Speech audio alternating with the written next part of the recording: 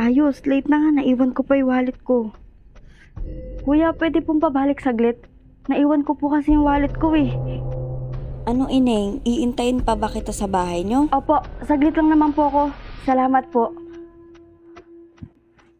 Asa na ba yun? Ano, matagal pa ba yan? May pasahero na ako dito. Kuya, saglit na lang po.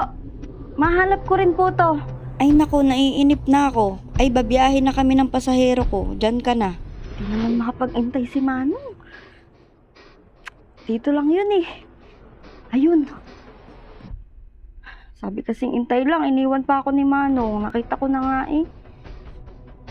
Oh, nandyan ka pa pala? Akala ko nakaalis ka na. Naiwan ko wallet ko eh. Pinabalikan ko pa kay Manong. Si Manong naman umalis agad, hindi na ako naintay. Mahirap mag-abang dyan sa may labasan. Tara, hatid na kita dun sa may sakayan. Thank you, ate.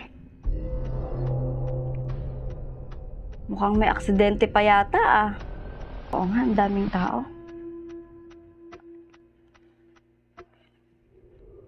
Oh, anyari sa'yo?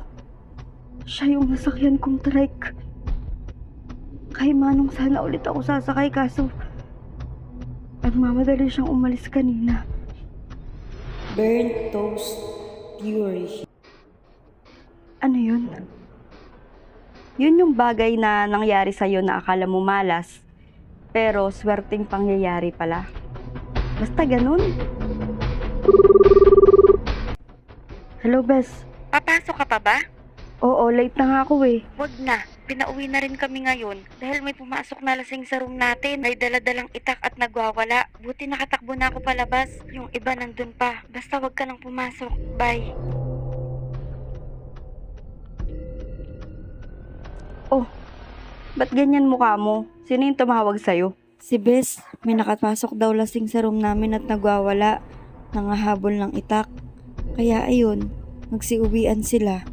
Buti na nga lang late ako, kung hindi, baka isa ako dun. Ang swerte mo. Dalawang pangyayari yung kinaligtasan mo.